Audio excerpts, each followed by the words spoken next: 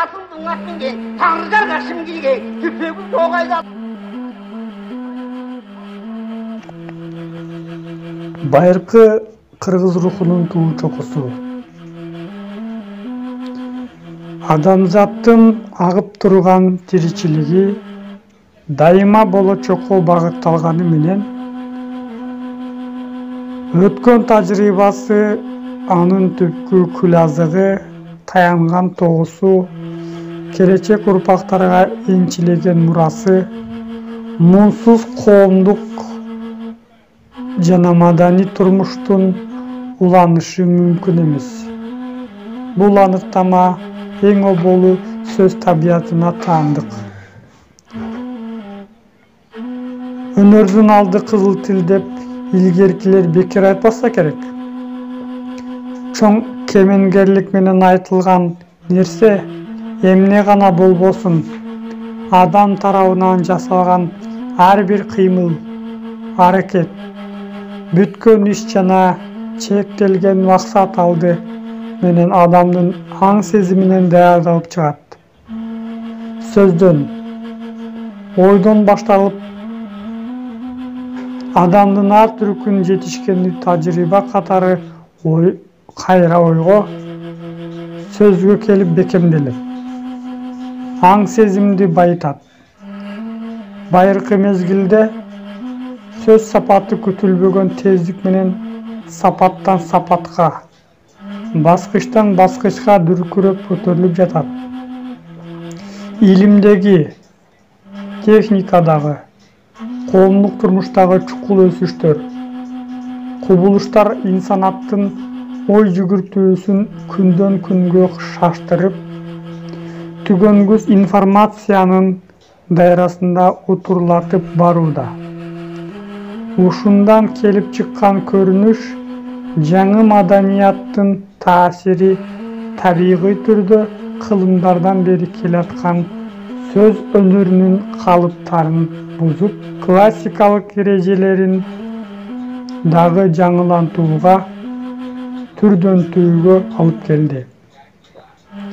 Көркөм адабияттын философиялык, имандык маңызынын барган сайын тереңдеши адам жарык келечекке, прогресске умтулуусун сүрөттөө эң маанилүү, эң зарыл борбордук маселеге айланышы бул биздин күндөрдүн талашсыз белгиси.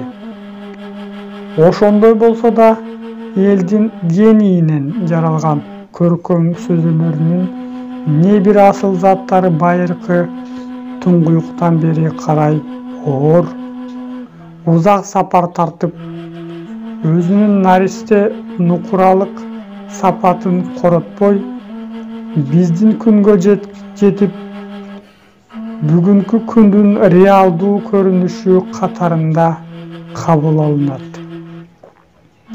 Дайыма кыймыл аракеттин, дайыма жандуу организмдин касиетине ээ мындай баа жеткис асыл зат өткөн маданий эселиктин чегинен чыгып, түз эле азыркы учурдун талабына шайма-шай жооп берген жандуу эстетикалык кубулуш катарында элдин реалдуу руханий асылдыктарына келип кошулат. Кыргыз элинин улуу мурасы, эпикалык традициясы мына ушундай баа жеткис руханий байлыкка жатат. Кыргыз эли Борбордук Азиядагы эң байыркы элдердин бири экени тарыхка маалим. Өзүнүн өсүш жолунда узак, татаал кылымдарды башынан өткөргөн кыргыз эли эпикалык маданияттын эң бийик үлгүлөрүн жаратууга жетишкен. Башка элдер өзүнүн өткөндөгү маданияттын тарыхын жана адабиятта, скульптурада, архитектурада, театр, сүрөт искусствосунда, сактап келген болсо, кыргыз эли өзүнүн бүткүл аң сезиминин, ар намысын, күрөшүн, көздөгөн максатын жана бир катар учурларда реалдуу тарыхый окуяларын ооздеги эпикалык жанрда чагылдырган.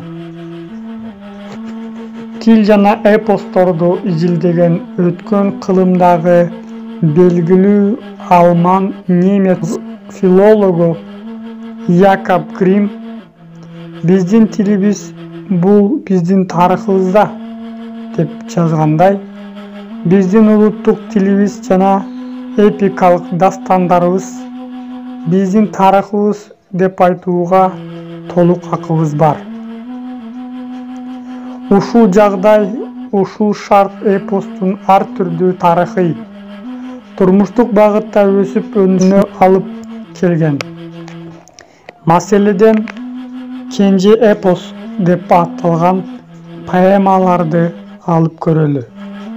Адам жана табияттын сыйкырдуу күчтөрү жөнүндөгү төштүк, адам жана жаратылыш жөнүндөгү кожо жаш, социалдык турмуш жөнүндөгү утопиялуу Кедейкан, романтикалуу сүйүү жөнүндөгү Олжобай менен Кишимжан эпостору улуу Манас эпосуна карата гана шарттуу түрдө кенже эпос деп аталат.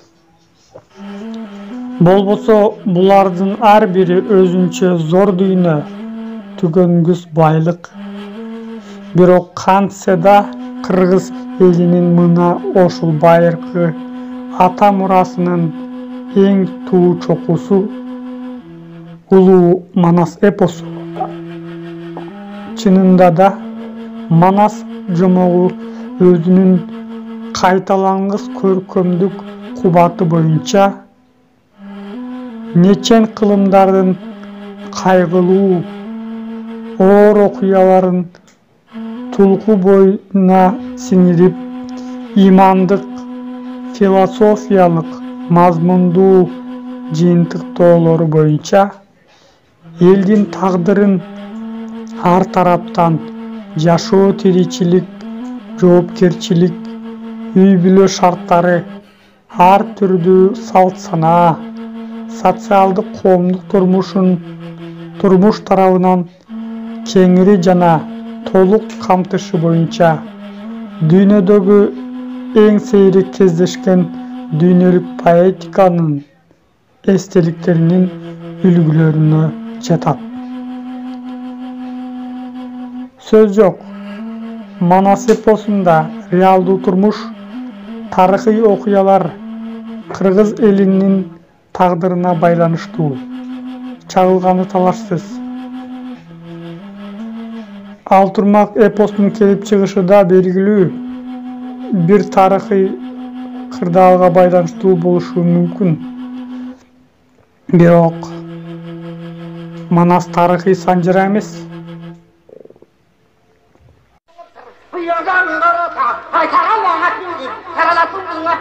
Tanrı'dan şimdi tüfeği yok aydalar. Yamana canlandınız faydan kal. Altınlaydı çok